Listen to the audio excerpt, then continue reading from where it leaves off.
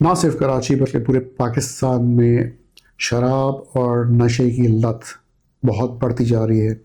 نوجوانوں میں ہی نہیں صرف، بلکہ فیملیز میں، بڑی عمر کے لوگوں میں، پروفیشنلز میں یہ نشہ بہت تیزی سے بڑھ رہا ہے. اور آج میں بات کرنا چاہ رہا ہوں کہ کس طریقے سے اس کو سمجھا جائے، کس طریقے سے اس کے استعمال کو کم کیا جائے اور اس کا علاج کس طرح ممکن ہے.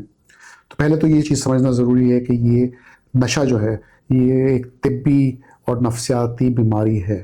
یہ میڈیکل اور سائیکیٹرک کی بیماری ہے اور اس کا علاج اسی طرح سے پاسبل ہے کہ ایک پراپر سائیکیٹرسٹ اس کو ڈیل کرے. کیا ہوتا ہے کہ ذہنی دباؤ پڑتا ہے، انسان مایوسی میں جاتا ہے، کسی غم میں یا مسئلوں میں تو وہ نشے کی طرف جاتا ہے. اس کو اس کی مقدار پہ، اس کے اوپر کوئی کنٹرول نہیں رہتا کہ وہ کس طرح سے نشہ لے رہا ہے.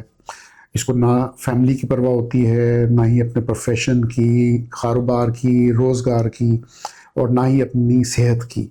اور وہ بجائے اس کے کہ فکر کریں ان چیزوں کے بارے میں کہ اس کی صحت ٹھیک ہو، اس کی فیملی سفر نہ کرے، اس کا روزگار یا بزنس یا کام سفر نہیں کرے، وہ نشہ لیتا چلا جاتا ہے. اور اسی کو ہم کہتے ہیں کہ ابیوز کر رہا ہے اور ڈپینڈنٹ ہو گیا ہے، کیونکہ اس کا کنٹرول ختم ہو چکا ہوتا ہے نشے کے اوپر. تو وہ جو ہے نا اس کا عادی بن جاتا ہے اور اس کے بغیر رہ نہیں سکتا ہے. نہ اس کا دماغ کام کرتا ہے، نہ جسم صحیح طریقے سے کام کرتا ہے. اس کو ضرورت ہوتی کہ نشہ لے، اس کے بغیر وہ رہ نہیں سکتا. کراچی میں کس طرح کے نشے بڑھ گئے ہیں؟ شراب کا نشہ بڑھ گیا ہے، چرس کا بڑھ گیا ہے، ویٹ کا بڑھ گیا ہے، آئس ہے، کرسٹل ہے، کوکین ہے، ہیروئن ہے، نیند کی گولیاں ہیں. یہ سب جو ہے نا بہت طرح سے ابیوز ہو رہی ہیں، مس یوز ہو رہی ہیں اور لوگ اس کے عادی ہوتے جا رہے ہیں. تو کیا ضرورت ہے کہ انسان پہچانے، اور پہچانے آپ کس طرح سے کہ بہت سی چیزیں بدل جاتی ہیں. جو اس کا نشہ کر رہا ہوتا ہے اس کا بیہیویئر چینج ہوتا ہے.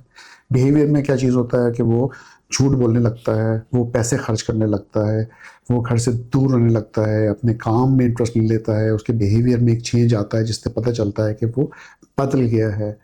اس کے اندر فزیکل چینجز نظر آتے ہیں، جیسے اس کی آنکھیں لال ہو رہی ہیں، جیسے کہ وہ اس کے ہاتھ کانپ رہے ہیں، اس کو متلی ایسا محسوس ہو رہا ہے، وہ جو ہے نا پسینے اس کو آتے ہیں، ہاتھ اس کے کانپ رہے ہیں. اور ساتھ ساتھ نفسیاتی پرابلم جو ہیں وہ آنے لگتے ہیں، جیسے کہ اس کو انزائٹی زیادہ ہونے لگتی ہے، بے چینی ہوتی ہے، گھبراہٹ ہوتی ہے، مایوسی ہونے لگتی ہے، نیند کی کمی ہو جاتی ہے. اس کے ساتھ ساتھ وہ وہم کرنے لگتا ہے، شک کرنے لگتا ہے فیملی پہ، کہتا ہے کہ یہ لوگ میرے دشمن ہو گئے ہیں، میرے خلاف ہیں. اس کی میموری، اس کے کوگنیشن پہ فرق آتا ہے، وہ بھولنے لگتا ہے چیزیں، اس کو یاد نہیں رہتی ہیں، وہ اپنے کام پہ انٹرسٹ نہیں لے رہا ہوتا. تو لوگ سوچتے ہیں کہ وہ گھر پہ نشہ چھوڑ سکتے ہیں. ایسا نہیں ہے. گھر پہ نشہ چھوڑنا بہت ہی خطرناک ہے. اس کی کیا وجوہات ہیں؟ اگر گھر پہ نشہ چھوڑنے کی کوشش کریں گے تو بہت سیویئر وڈرالز ہو سکتے ہیں. وہ وڈرالز میں جا سکتا ہے، اس کو بہت زیادہ کریونگ ہوگی، طلب ہوگی، اس کو فٹس آ سکتے ہیں، ایپیلیپسی کے، مرگی کے دورے پڑ سکتے ہیں نشہ اچانک سے چھوڑنے سے.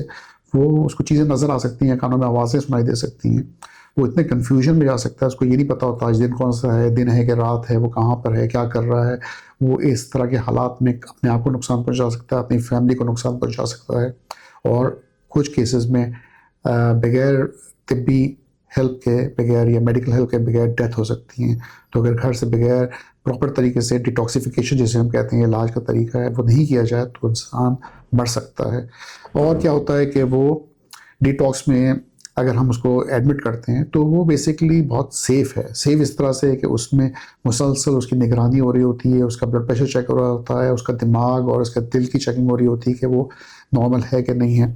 اس میں اس کو دوائیں دی جاتی ہیں، ایسی دوائیں دی جاتی ہیں جس میں وہ طلب نہیں محسوس کرے، کریونگ محسوس نہیں کرے، اور آرام سے 7 سے 14 دنوں کے اندر وہ پروسیس ڈیٹاکس کا ہوتا ہے جو کبھی کبھی 3 ہفتے تک چلتا ہے، جس سے وہ بغیر کسی خطرے میں جائے بغیر جو ہے نا یہ نشہ چھوڑ سکتا ہے. اس کے بعد ریہیبلیٹیشن کا فیز آتا ہے جس میں کاؤنسلنگ دی جاتی ہے، اس کو سمجھایا جا سکتا ہے، اس کو موٹیویشن کی جاتی ہے، اس کی فیملی کو انگیج کیا جاتا ہے، فیملی کو سمجھایا جاتا ہے کہ کیا چیزیں چینج ہونی چاہیے.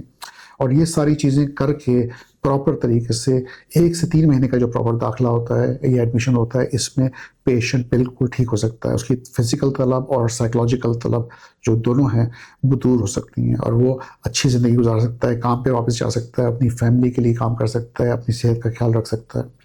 تو یہ چیزیں سمجھنا بہت ضروری ہے. اس میں فیملی کو بھی چاہیے کہ بہت زیادہ تنقید نہ کریں, ان انسانوں کو سمجھیں جو کہ نشہ کر رہے ہیں, ان سے ہمدردی کریں, ان کی بات سنیں, ان کے لیے مدد حاصل کریں. میرا نام ڈاکٹر شفیق یاسین ہے, میں سائیکائٹرسٹ ہوں اور ڈرگ ریہیبلیٹیشن کا ڈائریکٹر بھی ہوں. ساتھ میں ہم نشے کا علاج بھی کرتے ہیں. میں نے تقریباً 7 سے 8 سال آسٹریلیا میں as a director drug rehabilitation میں کام کیا ہے, اور ہم بہت ہی سکسیزفل طریقے سے نشے کا علاج کر رہے ہیں یاسین سائیکیٹرک ہاسپٹل میں. تو پلیز ہیلپ حاصل کریں, نشے سے چھٹکارا حاصل کریں, اور کوئی اور آپ کو انفارمیشن چاہیے تو please contact us. Thank you very much.